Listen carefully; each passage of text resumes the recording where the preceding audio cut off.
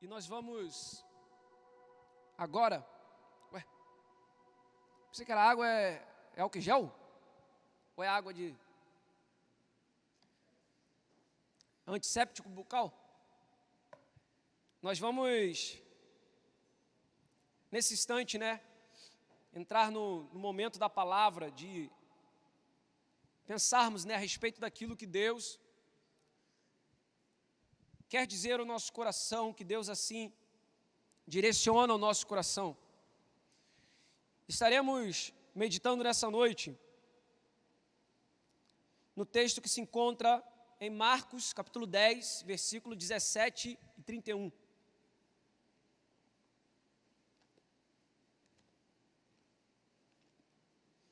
Marcos, capítulo 10, versos do 17 ao 31. Nós vamos ler esses versos, pensar a respeito deles e assim trazer ao nosso coração aquilo que Deus nos orienta essa noite. E só dar uma boa noite mais direcionada agora. Boa noite, Acredito, peço a Deus que vocês me conheçam, Sou Eric e é um prazer estar aqui juntamente a meus irmãos novamente. E tanto você que está aí acredito eu que na sua casa, como deveríamos, mas o pessoal também aqui, Jorjão, firme. E nós vamos falar a respeito daquilo que Deus preparou no nosso coração. Amém, irmãos? Estou muito feliz de estar aqui, nessa noite, de estar aqui junto com cada um de vocês, de poder passar esse tempo, mesmo mantendo uma distância, uma zona de segurança, mas mesmo cumprimentando com os cotovelos, mas mesmo assim, de poder ver, de poder se comunicar, de poder novamente reencontrar, a igreja do Senhor, aqueles amigos amados. E nós vamos estar pensando, como eu falei, acerca desse texto de Marcos, capítulo 10, versículo 17 até o 31. A passagem inicia falando a respeito do jovem rico. E nós vamos trazer, aprendizados importantes à nossa vida através dessa passagem e daquilo que o Senhor Deus tem a nos orientar, a nos mostrar nessa noite, através de sua palavra. E eu quero pensar com você o tema, que nós traremos, assim, o título dessa mensagem é Uma Coisa. Uma Coisa. E indo agora ao texto, primeiramente, nós vamos fazer uma leitura direta, dos 17 ao 31, depois a gente vai voltar e a gente vai progredir a leitura novamente, pensando, meditando a respeito dessa palavra. Marcos 10, 17 ao 31, diz assim: E, pondo-se Jesus a caminho, correu um homem a seu encontro, e ajoelhando-se, perguntou-lhe: Bom mestre, que farei para herdar a vida eterna? Respondeu-lhe Jesus: Por que me chamas bom? Ninguém é bom, senão um, que é Deus. Sabes os mandamentos: não matarás, não adulterarás, não furtarás, não dirás falso testemunho, não defraudarás ninguém, honra teu pai e tua mãe. Versículo 20, então ele respondeu: Mestre, tudo isso tenho observado desde a minha juventude. E Jesus, fitando-o, o amou e disse: Só uma coisa te falta. Vai, vende tudo o que tens, dá aos pobres e terás um tesouro no céu, então vem e segue-me. Ele, porém, contrariado com essa palavra, retirou-se triste, porque era dono de muitas propriedades. Então Jesus, olhando ao redor, disse aos seus discípulos: Quão dificilmente entrarão no reino de Deus os que têm riquezas. Os discípulos estranharam essas palavras, mas Jesus insistiu em dizer-lhes: Filhos, quão difícil é para os que confiam nas riquezas entrar no reino de Deus. É mais fácil passar um camelo pelo fundo de uma agulha do que entrar um rico no reino de Deus. Eles ficaram sobremodo maravilhados, dizendo entre si: Então, quem pode ser salvo?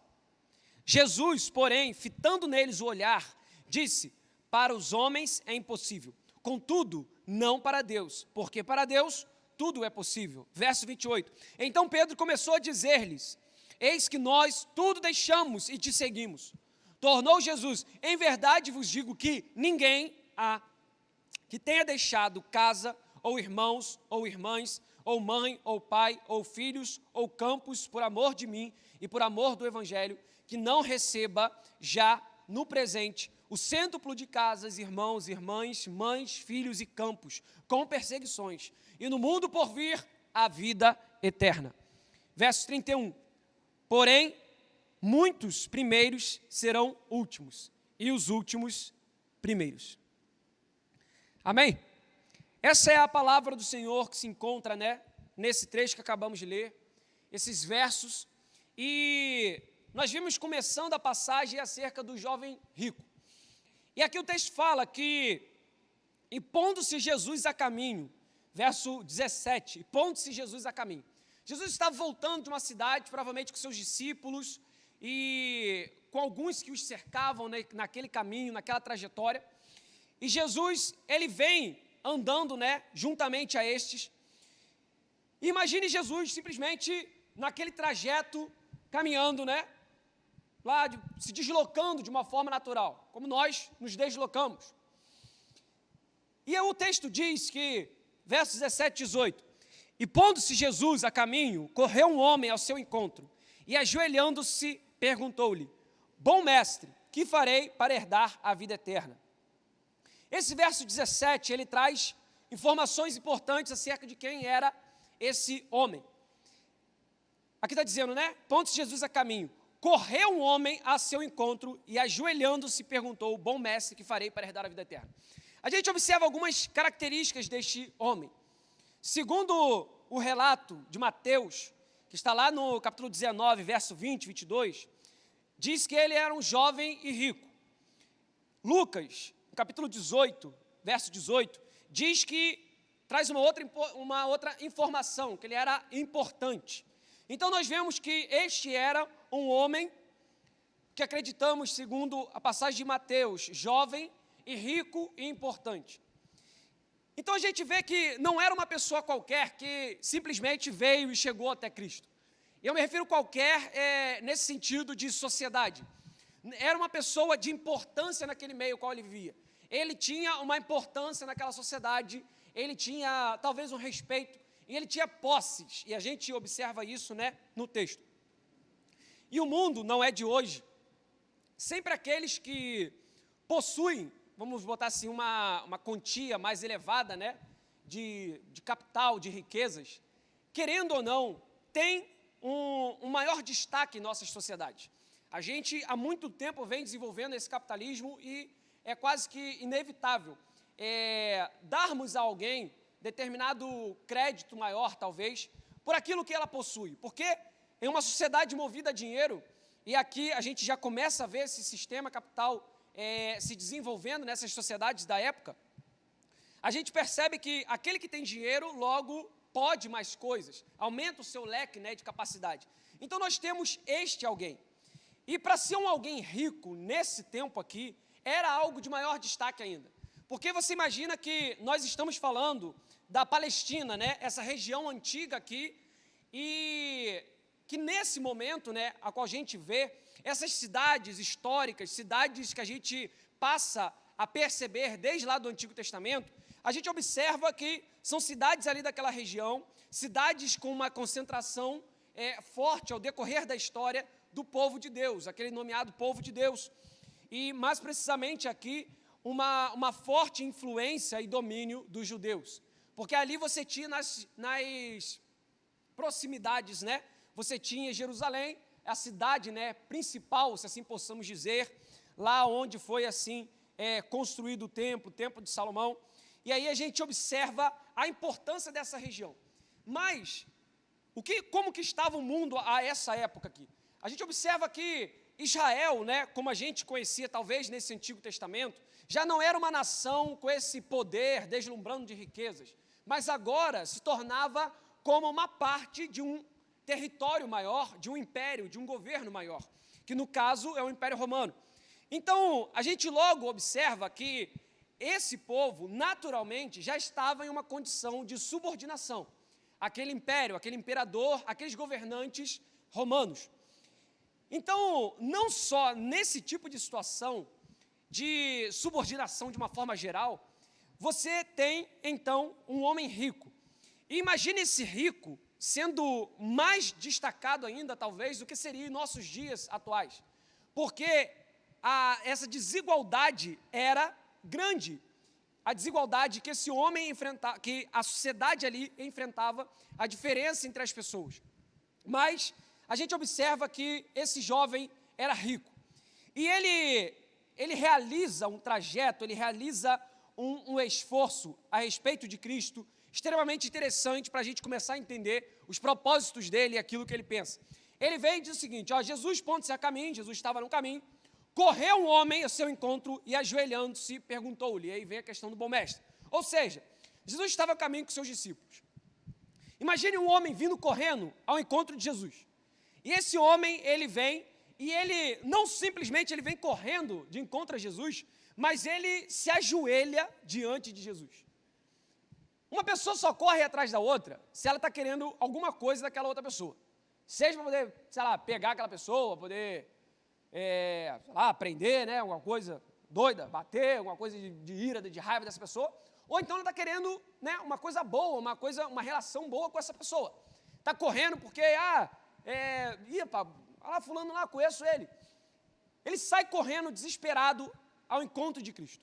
Então a gente já percebe que ele vê em Cristo algo de valor, algo que era digno do esforço dele de correr em direção a Cristo. Então a primeira coisa que a gente observa dele. A segunda coisa que a gente já destaca de início é que ele vem e se ajoelha diante de Jesus. Não diferente, né? Pegando esse tempo aí com os nossos tempos, uma pessoa ajoelhada à frente da outra, a gente já observa que essa pessoa está se humilhando diante da outra, que ela está assumindo, né, uma posição menor frente à outra. E se ela faz isso, é porque ela reconhece aquela pessoa como maior que ela. Então a gente vê que esse jovem rico, como dito aqui nas Escrituras, ele queria alcançar a Cristo, ele tinha interesse em chegar a Cristo, e ele se ajoelha, ele se humilha perante Jesus. E não para aí as ações dele de início, mas ele diz o seguinte, ele perguntou-lhe, bom mestre, que farei para herdar a vida eterna? E aí Jesus vai e responde, respondeu-lhe Jesus, por que me chamas bom? Ninguém é bom, senão um, que é Deus. E aí quando a gente observa essa fala do jovem, a gente vê que ele chega ao encontro de Cristo e ele já reconhece uma bondade em Cristo Jesus. E quando ele olha essa bondade em Cristo Jesus, ele já chega revelando a Cristo aquilo que ele acreditava ser bom. E não só nisso, mas Jesus chega e pergunta a ele, por que você está me chamando de bom? Por que você está me chamando de bom, se bom é só um, que é Deus?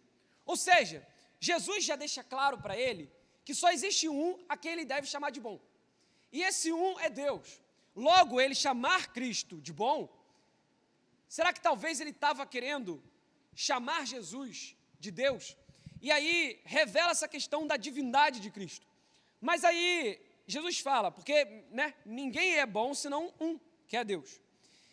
E aí Jesus prossegue na sua resposta, e ele diz o seguinte, sabes os mandamentos, não matarás, não adulterarás, não furtarás, não dirás falso testemunho, não defraudarás ninguém, honra teu pai e tua mãe.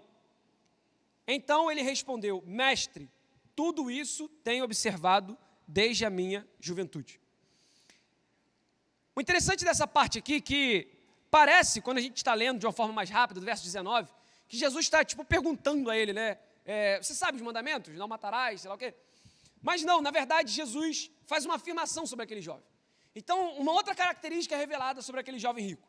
Ele conhecia os mandamentos. E segundo ele mesmo, ele diz, mestre, tudo isso tenho observado desde a minha juventude. Então a gente observa que esse jovem, ele era alguém que ele não só, ele estabeleceu essas características diante de Cristo naquele momento, de correr, de se ajoelhar, de desejar a vida eterna, mas ele chega agora e ele diz que, assim como Cristo acabava de afirmar sobre os mandamentos, sobre ele guardar os mandamentos, sobre ele saber os mandamentos, ele diz, 20, e então ele respondeu, mestre, tudo isso tenho observado desde a minha juventude. As duas primeiras coisas que a gente vê, versos 17 e 18, esse jovem ele tinha boas intenções. Depois, versos 19 e 20, ele chega e a gente observa outra coisa. Esse jovem tinha boas ações. Boas intenções e boas ações.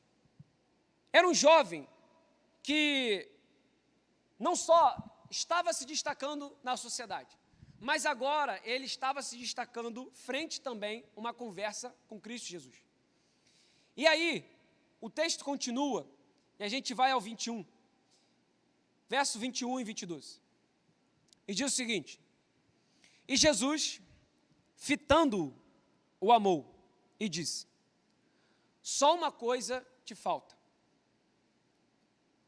Vai, vende tudo o que tens, dá aos pobres, e terás um tesouro no céu, então vem e segue-me. Ele, porém, contrariado com esta palavra, retirou-se triste, porque era dono de muitas propriedades. Esse trecho aqui, sempre quando a gente pega e faz uma leitura, né, uma tacada só a respeito desse jovem, eu não sei, sabe, vocês, mas todas as vezes que eu li esse texto, eu vi esse jovem de uma forma muito negativa. Eu olhava para ele porque, sabe, muito apegado às riquezas dele, sabe, um cara avarento, muito dedicado àquilo, amando demais aquilo. A gente pensa assim, como que pode? Ele estava diante de Jesus, a oportunidade que ele tinha, ele estava querendo a vida eterna, Jesus vem falando com ele sobre os mandamentos, e ele vem e fica assim entristecido com esse dizer de Cristo. Mas a gente observa, como a gente leu aqui no verso 21, que Jesus, ele olha de uma forma diferente para esse jovem. Sabe, Jesus estava andando, Jesus primeiramente ele já para, ele já escuta aquele homem, ele já destaca, você sabe os mandamentos. E aí ele fala, de fato eu guardo ele desde a minha mocidade. E aí Jesus, para dizer a ele, o texto fala o seguinte, e Jesus, verso 21, fitando-o, o amou e disse, só uma coisa te falta.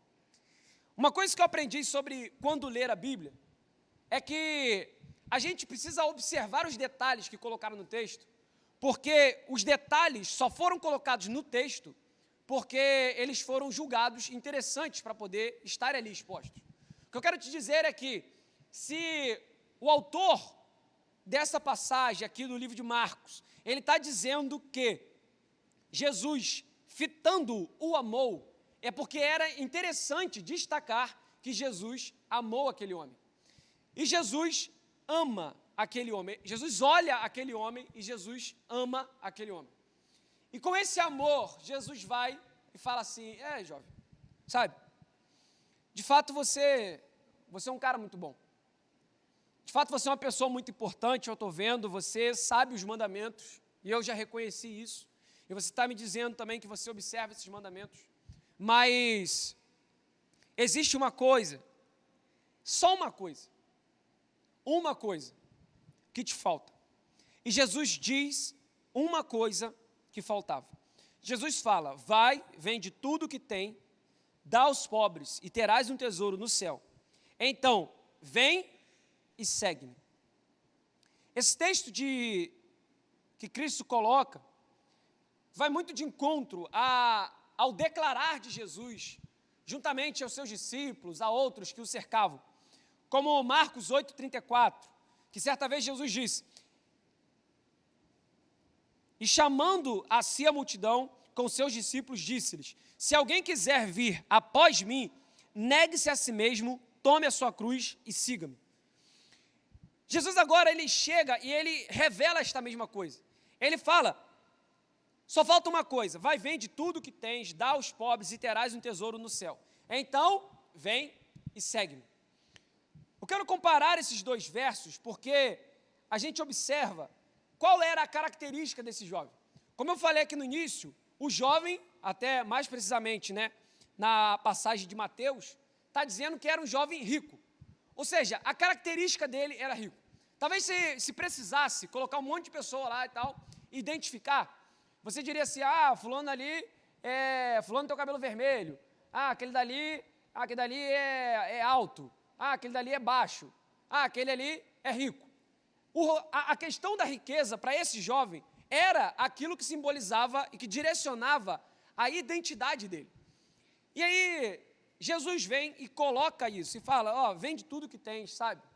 Ou seja, abre mão de suas riquezas, vem e segue-me. Esse abre mão de suas riquezas, o que Jesus coloca a este homem, não era somente uma ação social que ele deveria fazer. Não era algo que assim, que Jesus estava chegando e Jesus olhou assim, vou aproveitar agora, né? Imagina que Jesus chegou, tipo assim, está pregando aqui e está precisando levantar oferta para abençoar um monte de gente que está passando fome. E aí viu que entrou uma pessoa rica na igreja, que já sabia que todo mundo estava sabendo. Jesus não pega aquela oportunidade e fala assim, vou aproveitar e vou fazer um apelo aqui de solidariedade, né, de oferta, e vou ver o que acontece. Mas Jesus chega, Jesus coloca, porque Jesus sabia que não era essa ação, mas era o entendimento do jovem. E Jesus faz, sabe, vende tudo que tens. Abre mão de quem você é. Vem e segue-me. Tome a sua cruz. Negue-se a si mesmo, tome a sua cruz e siga-me. E aí o verso 22 diz o seguinte, ele, porém, contrariado com esta palavra, retirou-se triste, porque era dono de muitas propriedades. E aí a gente vê a dificuldade do jovem. A dificuldade dele era com dinheiro, sim, mas era algo além do dinheiro. Porque ele se mostrou um alguém que era apegado a essas riquezas. Mas Jesus chega a ele e faz um desafio, e o desafio não era simplesmente abandonar as riquezas. O desafio que Jesus Cristo faz, e há uma coisa que ele declara, só uma coisa te falta, é negar a si mesmo. E aí a gente entra no último ponto que eu quero destacar, que Deus salva e o homem se nega. E os versos 23 ao 31 vai dizer o seguinte, então, Jesus, olhando ao redor, disse aos seus discípulos, quão dificilmente entrarão no reino de Deus os que têm riquezas. Os discípulos estranharam estas palavras, mas Jesus insistiu em dizer-lhes, filhos, quão difícil é para os que confiam nas riquezas entrar no reino de Deus. É mais fácil passar um camelo pelo fundo de uma agulha do que entrar um rico no reino de Deus. Versos 26 e 27. E eles ficaram sobremodo maravilhados, dizendo entre si, então quem pode ser salvo? Jesus, porém, fitando neles o olhar, disse, para os homens é impossível, contudo, não para Deus, porque para Deus tudo é possível. A primeira coisa que a gente destaca nesse texto aqui, depois a gente vai continuar do 28 até o 31, finalizando o trecho, é que a primeira coisa revelada aqui é que a salvação pertence a Deus. Deus é quem salva. E a gente vê essa fala aqui, né? Versículo 26, eles ficaram sobremodo maravilhados, dizendo entre si, então quem pode ser salvo? Sabe, eles tinham acabado de ver um jovem diante de Jesus, com todos os acertos possíveis, e esse jovem, ele se coloca ali diante de Cristo, ele se apresenta diante de Cristo, e a gente observa que existe nele essa vontade de seguir a Cristo, de seguir a Jesus, essa vontade nele de alcançar a vida eterna, mas ele não consegue porque quando chega no negar a si mesmo, ele trava e começa a retroagir. Mas nesse texto, os discípulos observando tudo que tinha acontecido, eles chegam e falam, mas então, sabe, então quem pode ser salvo? Quem é que vai poder então se salvar? Se a gente fizer os mandamentos e tal, sabe, o garoto estava fazendo os mandamentos, obedecendo, não é o suficiente. Se ele souber os mandamentos, se ele ser uma boa pessoa, se ele te chamar de bom, se ele reconhecer Jesus Cristo como Deus, sabe, nada disso tem que... Como que a gente vai fazer para ser salvo? E aí Jesus vem, e Jesus, é claro, ele fala, para os homens é impossível, mas para Deus tudo é possível. E aí, com base nisso, continua e a gente vê o que cabe ao homem, o que cabe a nós. Verso 28 ao 30. Então Pedro começou a dizer-lhes, eis que nós tudo deixamos e te seguimos. Tornou Jesus, em verdade vos digo que ninguém há que tenha deixado casa, irmãos, irmãs, mãe, pai ou filhos ou campos por amor de mim e por amor do Evangelho, que não receba, já no presente, o cêntuplo de casas, irmãos, irmãs, mães, filhos, campos, com perseguições, e no mundo por vir a vida eterna. Porém, muitos primeiros serão últimos, e os últimos primeiros. Jesus, ele diz uma coisa com certeza. Ele fala, só tem um modo. E, sabe, ninguém que deixou tudo isso para me seguir, vai ficar desamparado. E aí ele fala que, além das coisas ao mundo presente, com perseguições, ele diz, e no mundo por vir a vida eterna. A mesma coisa que antes o jovem tinha corrido diante de Jesus e perguntado, e ele tinha falado, mas então, sabe, como que eu faço para herdar a vida eterna? E aí Jesus chega e responde, tanto como já tinha respondido a eles, agora trazendo mais uma vez aos discípulos, a questão da vida eterna. E o que a gente observa é que cabe a nós o negar a si mesmo. E negar a si mesmo não é uma coisa, a gente às vezes pensa que é uma coisa absurda, sabe? Uma coisa totalmente extrema. A gente olha a passagem lá de Jesus e os discípulos, a chamada de cada um deles, e parece que em um momento os discípulos chegaram e eles pararam com tudo o que eles tinham, largaram tudo e nunca mais olharam para o rosto de ninguém, nunca mais fizeram questão de família nem nada. Só que uma coisa interessante que a gente observa, principalmente Pedro, que a gente observa muito isso, logo que Pedro começa a seguir Jesus, não sei quem vai lembrar disso, Pedro, ele vai à casa da sogra dele. Um dos primeiros milagres que Pedro experimenta, e vê ali Jesus de perto, era a cura da sogra de Pedro. Tem gente que faz piada com isso. Não é o meu caso. Mas, cara, Pedro, olha só, Pedro se converte e ele volta para a casa da sogra. Com Jesus ainda, para salvar a sogra. Salvar total, que estava mal, estava ruim, tadinho. Mas, por que eu estou falando isso? Eles continuaram, sabe? Tinha uma casa para ir. Eles não ficavam acordados direto. Jesus começou o ministério dele, e aí dali em diante ficou acordado. Jesus lá na cruz, morto de sono. Nunca mais dormiu. Dormia, irmão. Nunca mais fez nada. Fazia. De vez em quando pescava. Pagava um impostozinho, lembra, do peixe? Como é que a gente vai fazer? Pagar imposto? Vai dar imposto para o cara? Dá imposto para ele, rapaz. Como é que vai pagar? Como é que a gente vai ter dinheiro? Só arruma problema, pesca. Você não sabe pescar? Mete a cara no mar e pesca. Aí pesca, vê um peixe talado com a moeda. E aí a gente observa que a vida não se afastou da vida. Negar a si mesmo nunca foi, sabe, abandonar tudo o que Deus primeiramente te deu. Mas sempre foi não se apegar a tudo aquilo que Deus te deu. Ou seja, o negar a si mesmo, e aí os discípulos, eles se colocam diante de Jesus e falam, mas eu sei que, pelo que o senhor está falando aí, a gente não pode se salvar, mas a gente negou tudo, a gente largou tudo e a gente veio te seguir. E aí Jesus fala, verdadeiramente, ninguém que abandonar tudo é igual vocês aí, sabe, vai ficar desamparado nessa terra.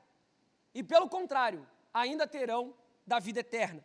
E Jesus traz isso, cara, ao encontro deles, traz essa palavra. E traz essa verdade de negar a si mesmo. E ele fechou, né, o verso 31 que a gente leu, porém muitos primeiros serão últimos, e os últimos primeiros. E o que eu quero que você pense, que você reflita a respeito dessa mensagem, e eu precisei trazer esse texto, porque ele se completava, tanto do 17 ao 31, é que, sabe, o jovem rico, ele tinha riquezas, e talvez a gente olhe para a gente e fale assim, mas eu estou tranquilo. Tipo, que riqueza que eu tenho? Desse mal eu não corro risco. Aí depois chega falando lá um monte de coisa, né? Como é que pode? Muito difícil o rico entrar no reino dos céus. Aí você, glória a Deus, porque eu não sou rico. E aí, sei lá o quê, como o camelo passar no fundo da agulha. E você, não sou rico, nunca vou ser. Ainda mais nesse país, inflação, dólar lá em cima. Se eu tiver um lugar para dormir, tá bom. E aí a gente se conforta com isso, porque é tranquilo, pô. Só que, sabe, a riqueza, cara, ela pode ser muitas coisas. E Jesus não limita aqueles que largaram tudo, como ele cita aqui, quando os discípulos se defendem. Ele não se limita à questão de riquezas. Ele não chega no verso 29 e fala, tornou Jesus, em verdade vos digo, que ninguém há que tenha deixado, ele não fala riquezas e ponto, mas ele fala, casa, irmãos, irmãs, mãe, pai ou filhos ou campos por amor de mim e por amor do evangelho, que não receba já no presente o cêntuplo de casas, irmãos, irmãs, mães, filhos e campos, com perseguições e no mundo por vir a vida eterna. Então, as riquezas ou aquilo de valor que a gente atribui, cara, pode ser muita coisa da nossa vida. Mas o negar a si mesmo não é, como eu disse aqui, não é abandonar a vida que Deus nos deu, mas é não se apegar a ela, de modo que a gente venha impedir que o Evangelho de Cristo aconteça em nossa vida. Então, uma coisa, que é o título que eu destaquei como essa mensagem, uma coisa que eu quero te dizer é, precisamos negar a nós mesmos. E finalizando, recentemente eu estava fazendo um trabalho lá do seminário de ética cristã, e eu estava vendo uma pregação do pastor Timothy Keller, e ele estava falando a respeito dessa ética cristã, daquilo, né, de melhor que deve ser. Mas ele chega então a questão dessa reflexão da ética, e ele diz que a diferença da ética cristã, dessa noção, sabe, de bem, daquilo que movimenta as ações no cristianismo, é que tem o outro como uma referência. E sabe, e fala uma série de outras coisas extremamente interessantes para a nossa compreensão, mas é importante a gente observar aqui o que faz e o que sempre fez o Evangelho caminhar à frente, era que esses homens, eles não foram apegados a si mesmos. Eles não foram apegados àquilo que eles eram, mas eles abriram mão de se apegar, de se congelar em suas vidas, mas eles se renderam a esse caminho de evangelho. E conseguiram viver esse evangelho com excelência, porque o evangelho se tornou a identidade atual deles. Uma declaração de Paulo, extremamente importante, diz o seguinte, Filipenses 1, 21, porquanto para mim o viver é Cristo e o morrer é lucro. Então, o que eu quero que você pense aqui e medite, é que necessitamos, para que o evangelho seja completo em nossa vida, negar o nosso eu. Negar, sabe, o nosso eu que é extremamente vinculado, apegado às coisas dessa vida. Mas nos tornarmos pessoas que ainda assim têm os seus relacionamentos, ainda assim têm o seu envolvimento na sociedade, mas têm a Cristo acima de todas as coisas. Eu quero orar agora com você, eu quero trazer nesse nesse momento, um instante de reflexão e de reconhecimento a Deus.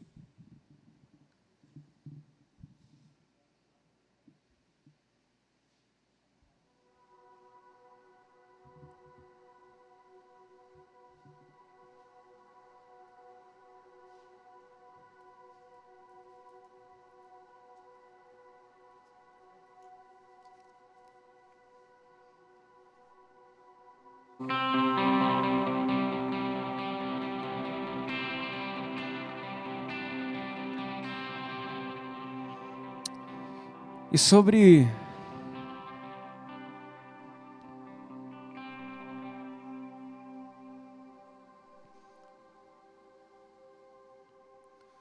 quem você tem sido, sabe?